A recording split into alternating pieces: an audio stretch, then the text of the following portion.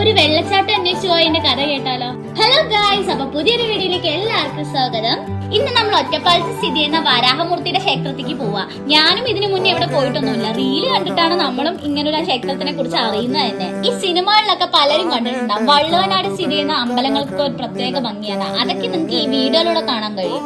വീട്ടിൽ നിന്ന് വരുമ്പോ തന്നെ പ്ലാൻ ചെയ്തിട്ടുണ്ടായിരുന്നു, എന്തായാലും ഒറ്റപ്പാലം വരെ പോവല്ലേ, അപ്പൊ 2-3 സ്പോട്ടിലൊക്കെ പോയിട്ട് വരാന്ന്. അമ്പലത്തിലെ പരിപാടിയൊക്കെ കഴിഞ്ഞപ്പോ നമ്മുടെ ഫസ്റ്റ് ഡെസ്റ്റിനേഷൻ ആയ വട്ടക്കിണർ കാണാൻ പോകും. ഈ റീലിലൊക്കെ ഞാൻ ഇടയ്ക്ക് ഇങ്ങനെ കണ്ടിട്ടുണ്ട്. വട്ടക്കിണറിന്റെ ചുറ്റും എല്ലാരും കൂടെ നിന്നിട്ട് ചാടുന്ന വീഡിയോ ഒക്കെ. അതൊക്കെ കണ്ടിട്ടാണ് നമ്മളും ഈ വട്ടക്കിണർ പോവാന്ന് പ്ലാൻ ചെയ്തത്. ഒറ്റപ്പാലം വരികയാണെങ്കിൽ മസ്റ്റ് ആയിട്ട് പോകേണ്ട ഒരു സ്ഥലം തന്നെയാട്ടോ ഈ വട്ടക്കിണർ. ഈ വട്ടക്കിണർ എന്ന് പറഞ്ഞ ഈ പാടത്തിന്റെ നടുക്ക് സ്ഥിതി ചെയ്യുന്ന ഒരു കിണറ്. പക്ഷെ എന്നാലും ഇത് ഉണ്ടാക്കിയ ആൾ എന്തിനാ ഇവിടെ ഇങ്ങനെ ഉണ്ടാക്കിയിരിക്കുന്നത് ആലോചിച്ച് കുറഞ്ഞേരം ഇതിൽ ഒരു പിടിയും കിട്ടിയില്ല.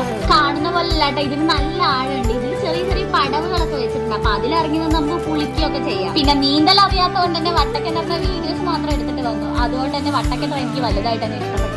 പിന്നെ ഈ കാണുന്ന ചേട്ടന്മാര് ഞങ്ങൾക്ക് വേറൊരു സ്പോട്ട് കൂടെ പറഞ്ഞു തന്നു, അതായത് മലമക്കാവ് വാട്ടർഫോൾസ്. ഗൂഗിൾ മാപ്പിലൊക്കെ ലൊക്കേഷൻ അവൈലബിൾ ആണ്, പക്ഷെ വലിയ കാര്യമൊന്നുമില്ല. ഇങ്ങനെ പോയാലും വഴി തെറ്റും. അങ്ങനെ വണ്ടിയൊക്കെ നിർത്തിയിട്ട് ഒരു നീണ്ട നടന്ന് പാതി എത്തിയപ്പോ വഴി തീർന്നുപോയി.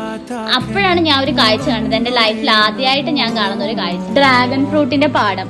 ഞാൻ ഇതുവരെ വിചാരിച്ചിരിക്കുന്നത് ഈ ഫ്രൂട്ടൊക്കെ കൃഷി ചെയ്യുന്നത് അങ്ങ് ചൈനയിലാണ്. ഇപ്പോഴല്ലേ മനസ്സിലായത് നമ്മുടെ പാലക്കാട് ഒറ്റപ്പാലത്തും ഉണ്ടെന്ന്. ഇതാണ് ഞങ്ങളുടെ ടൂറിന്റെ ഗൈഡ് പറയും, അതിനനുസരിച്ച് ഞങ്ങൾ നടന്നു. ലാസ്റ്റ് ഗൈഡിനും വഴുതിട്ടും ഞങ്ങൾക്കും വഴുതിട്ടും. ഇതായിരുന്നു അവസ്ഥ. പിന്നെ എങ്ങനെയൊക്കെയോ ഞങ്ങള് വാട്ടർഫോൾസ് കണ്ടുപിടിച്ചത്. പക്ഷെ ഇങ്ങോട്ട് വരുമ്പോ പോലും പ്രതീക്ഷിച്ചില്ല ഇത്രയും അടിപൊളി ആയിരിക്കും. പിന്നെ പണ്ട് തൊട്ടേ വെള്ളം ഒരു വികാരം ആയതുകൊണ്ട് പിന്നെ വെള്ളത്തിൽ കിടന്നൊരു അർമാദത്തിലായിരുന്നു. അപ്പോഴേ ഞാനൊരു കാര്യം ചിന്തിച്ചേ, അച്ഛൻ വീട്ടിലിരിക്കുന്ന 2 വിവരം പോരാന്ന് പറഞ്ഞിട്ടാ വേറൊന്നിന് ഇങ്ങോട്ട് ഇത് കൊണ്ടുവന്നേ. ഇതിപ്പോ വന്നത് നിന്നതൊക്കെ കണക്കാണുള്ള ദൈവമേ. ഇതിൽ നിന്ന് എന്ത് മനസ്സിലായി? നമുക്ക് അടിച്ചു പൊളിക്കാൻ ഒരു വലിയ ഗാങ്ങിന്റെ ഒന്നും ആവശ്യമില്ല. നമ്മുടെ സെയിം വൈബുള്ള 1-2 പേര് തന്നെ ധാരാളമാണ്. അങ്ങനെ ഒരു 1-1.5 മണിക്കൂറൊക്കെ ഞങ്ങൾ ഈ വാട്ടർഫോൾസ് സ്പെൻഡ് ചെയ്തിട്ടുണ്ടാവും. പിന്നെ അടുത്തായിട്ട് വീണ്ടും ഒരു വാട്ടർഫോൾസ് കാണാൻ വേണ്ടി പോവാണ്. ഇനി അടുത്തത് ഒല്യത്തുംപാറ വാട്ടർഫോൾസ്.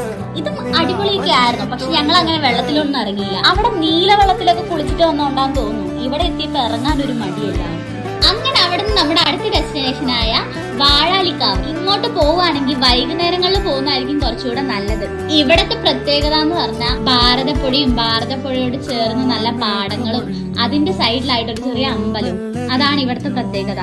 ഏതൊക്കെയോ സിനിമയിൽ ഇതൊക്കെ കണ്ടിട്ടുണ്ട്, പക്ഷെ ഏതാ സിനിമ എത്ര ആലോചിച്ചിട്ടും കിട്ടുന്നില്ല. ഈ ലൊക്കേഷൻ ഏതെങ്കിലും സിനിമയിലൊക്കെ കണ്ടിട്ടുള്ളവരുണ്ടെങ്കിൽ ഒന്ന് കമന്റ് ചെയ്യണേ. അപ്പൊ ഈ പറഞ്ഞ എല്ലാ ലൊക്കേഷനും ഗൂഗിൾ മാപ്പിൽ അവൈലബിൾ ആണ്. അപ്പൊ ഇനി ഒറ്റപ്പാലം പോവാൻ പ്ലാൻ ചെയ്തിരിക്കുന്നവരൊക്കെ ഈ വീഡിയോ മറക്കാതെ സേവ് ചെയ്ത് വെച്ചോ.